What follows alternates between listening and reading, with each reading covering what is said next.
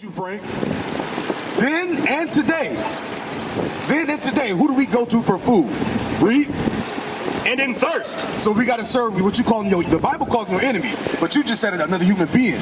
That human being is going to charge you outrageous prices for your food, for your water. But that's a human being. Read. And in nakedness, and in want of all things. What did the colonizers do? Were the Liberians dressing like this before the colonizers came over, or did they give you your language? Because you weren't speaking English before they came over. Right. You weren't dressing the way that they dressed with a three-piece suit or some jeans and a t-shirt before they came over. It says the Israelites would have to serve their enemies for all things. That includes an identity, Frank. That's why I said, where can you find Liberian in the Bible? You won't.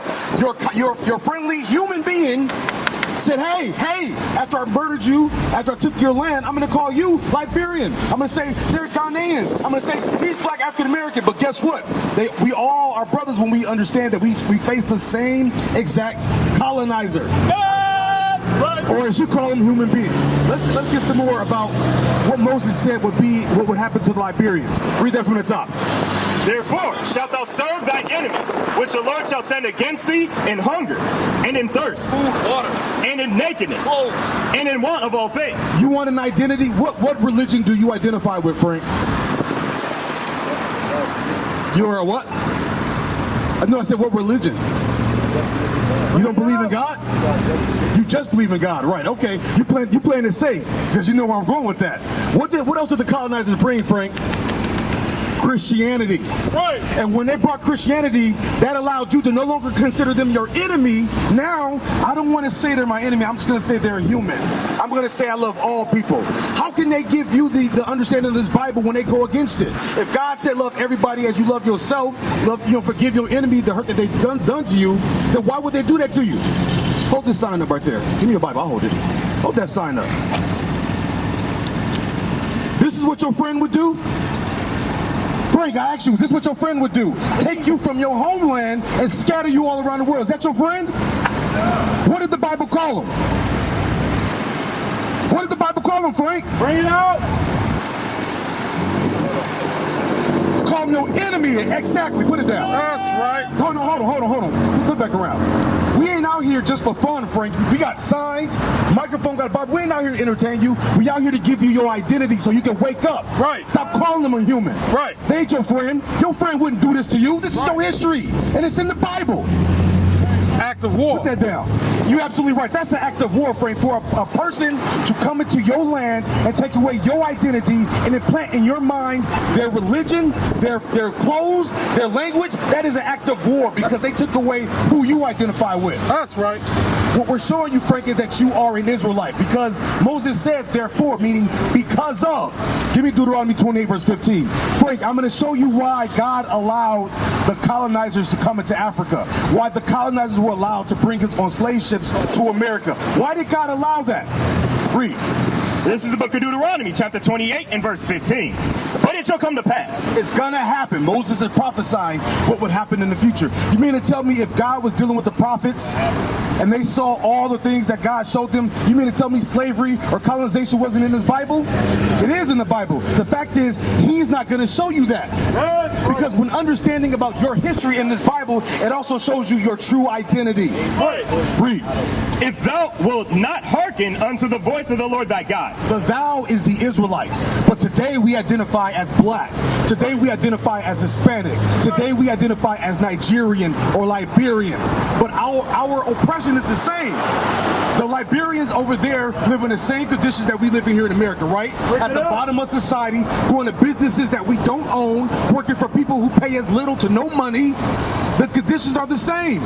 This is how you know you're an Israelite. Read that from the top so we don't lose the thought for Frank. Read. But it shall come to pass. It's gonna happen. If thou wilt not hearken unto the voice of the Lord thy God. If Frank chooses not to listen to God, to observe, to do all his commandments and his statutes, which I command thee this day. Because Frank says he believes. Give me believe. And Sirach. Give me believe. This. What does it mean to believe in God, Frank? It's 32. It's belief. Sirach 32. 32, 24. 24. What does God call your belief, Frank? Bring it out. Obey him and worship him. But how do you obey him?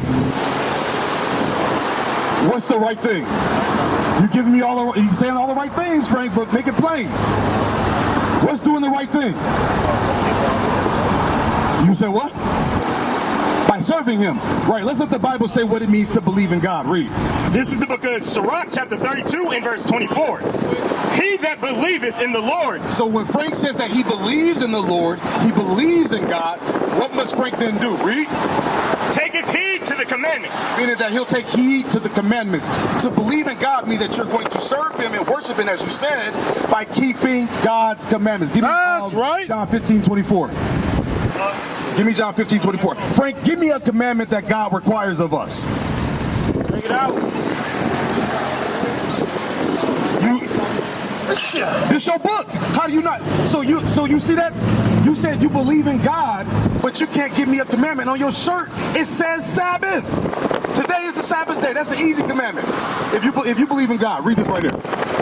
This is the book of John, chapter 15, and verse 24. Bring it out. If I had not done among them. That's not what I want. You know what I want? If you all love me, keep my commandments. 15, Come on, 14. Read 14, 15. Come on. This is the book of John, chapter 14, and verse 15. Bring it out. If ye love me, keep my commandments. Same thing Christ said. Must keep the commandments. Now, I asked you to give me a commandment, and you gave me a blank stare. So can you really say that you believe in God? How so when you couldn't give me a commandment? What did the Bible say it means if you believe in God? You hearken it to the commandments. I'm looking at you right now, and I don't see you keeping some of the commandments, Frank. That's how I know that you're a non-believer. And I'm not saying this to condemn you, because actually I have no power to condemn you right now. I'm only giving you warning, thus saith this Bible. The only way that we'll truly hearken to God and keep his commandments is if we understand the repercussions for not keeping his commandments. Right. That's why I deviated over there real quick. Let me show you the repercussions, the punishments from God if we don't keep his commandments. Read verse 15 again. The punishments from keeping God. This is what Moses prophesied to the children of Israel. Read. This is the book of Deuteronomy, chapter 28, and verse 15. But it shall come to pass, if thou wilt not hearken unto the voice of the Lord thy God, to observe to do all his commandments and his statutes, which I command thee this day. So because you don't want to listen to God and keep his commandments, and you can say you love him all day long. Just like I can say I love you, but if I keep punching you, do I really love you? No. My actions are showing you different, right? So if you love God, you're going to keep his commandments. God is warning us through his prophet Moses, if we don't keep his commandments, read. That all these curses shall come upon thee and overtake thee. God said, I'm going to punish the Israelites by cursing them. One of the curses that God put upon the Israelites was colonialism, Frank. Right. That's why I asked you, how many people did the Liberians colonize? None. Because you're not cursing another nation. God is using the other nations to curse you. Because you're breaking his commandments, Frank. Let's go back to verse 48 to prove that. Moses said, if you don't listen to God, all these curses are going to be upon you. So we're reading one of the curses that God said would be upon the Israelites. Read. This is the book of Deuteronomy, chapter 28, verse 48. Therefore shalt thou serve thine enemies, which the Lord shall send against thee. He didn't say human. He said your enemy, which God is going to send against you. That's why they're able to do the things they do, is because God is allowing them to do it. Because that's God's punishment to his chosen people, the Israelites. Read. In hunger, and in thirst, and in nakedness. That's why when you came out of the staff market, did you just come out of there? Your friend went in there, okay? Who owns that store? You don't know, but is it safe to say it's probably a Caucasian or Arab or an Asian? How many stores do Liberians own in Minnesota, Frank?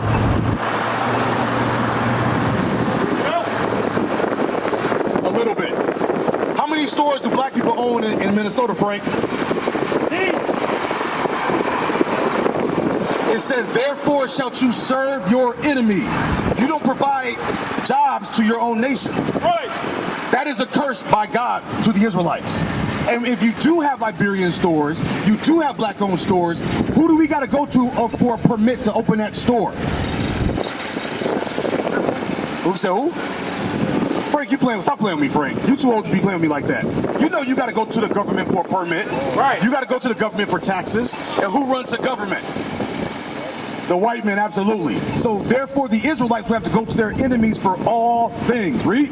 Remember, this is what Moses said would be a punishment from God to the Israelites. Read. And in want of all things, and he shall put a yoke of iron upon thy neck. Did you catch that, Frank? Did you catch it? Read it again. And he shall put a yoke of iron upon thy neck. Remember at the top it said you will serve your enemies. So the topic hasn't changed. Your enemies will put a yoke of iron upon thy neck.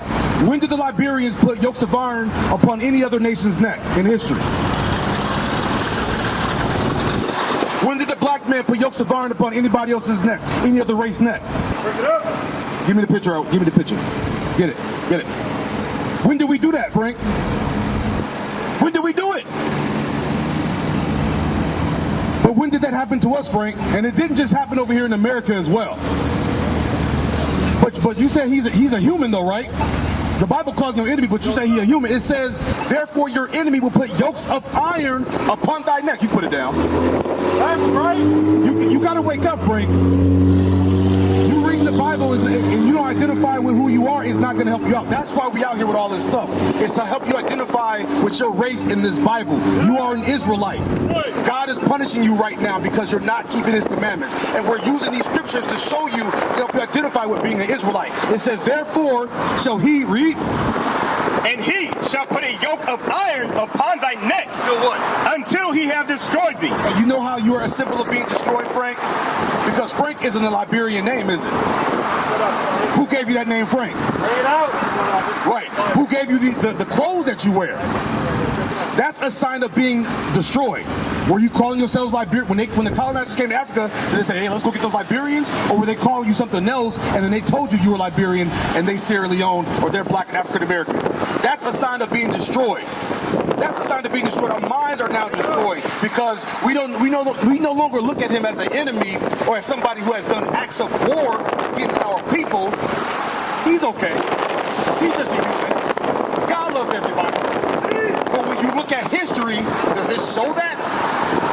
That's how you know you're destroyed. Again, we're showing you colonization in the Bible. Continue. Read.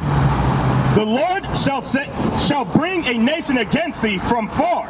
Europe, from Africa. You ain't just walking through, right? Or it's going to take a very long time. Another nation, the Europeans, the British, right? The French. Read. From the end of the earth, as swift as the eagle flies. A nation whose tongue thou shalt not understand. Because did you teach them English or did they teach you English? They taught us English, right? So because we're speaking the language of our colonizers. That's why down in Haiti they speak Creole and stuff, right? The Spaniards teaching the Mexicans how to speak Spanish. Where we didn't give them our language, our customs. They gave it to us. It says, a nation whose tongue thou shalt not understand. Read. And a nation of fierce countenance. Okay, it said fierce countenance. What does that mean, Frank? Fierce countenance. You said what? Yeah, fierce countenance. Do you know what that means? It means angry.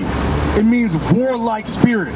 Because they try to teach us in history that they just came with a Bible. They were just Christians trying to Christians trying to what they say, bring the gospel. But no, I can't subdue you with a Bible, but I can subdue you with the sword.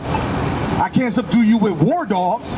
That's what a nation of fierce countenance means. They didn't come with a Bible saying kumbaya. They came to destroy you. That's right. Destroy you, Frank. That's what fierce countenance means. And it's going to say that in the next verse. So a nation of fierce countenance, read. Which shall not regard the person of the old, nor show favor to the young. Meaning that they was killing everybody, slaughtering everybody so they could subdue you. Read. And he shall eat the fruit of thy cattle. So that is going into also the colonization. He shall eat the fruit of thy cattle, meaning the natural resources. Do you remember the brother before me was telling you about, again, the diamonds that they have you guys mine and then bring it over here. You get paid little to no money, but then they want to sell it over here for thousands of dollars. Right. They're going to take away your natural resources. If I'm not mistaken, it's Sierra Leone. No, excuse me. It's Haiti, who still has a debt to the French. When the French were the ones who colonized them. Right. Another nation is going to eat up your natural resources. Will that hit on that? Read. And the fruit of thy land, until thou be destroyed. It's talking about the fruit of your cattle, the fruit of your land, your natural resources. That's colonization. I ask you again, Frank, did the Liberians do that to somebody else?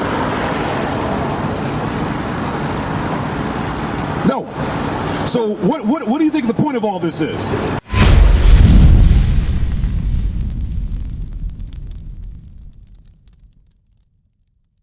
We used to scream black power while heroin was pushed. But at the end of the day, nothing's in vain. IUIC has been given a vision. The tents of Judah has risen. Many has attempted the mission. Minor murmuring, omitting, and missing the mark. Just reading that he had the flame of fire in his eyes gave us the spark. We on Paul's mission. We out on the road, purple and gold. From Mexico, Cuba, Haiti, Ghana, Sierra Leone. 144,000 boots banging, concrete crackling. These are our men repented at heart. The scriptures is proof. IUIC, we deliver the truth.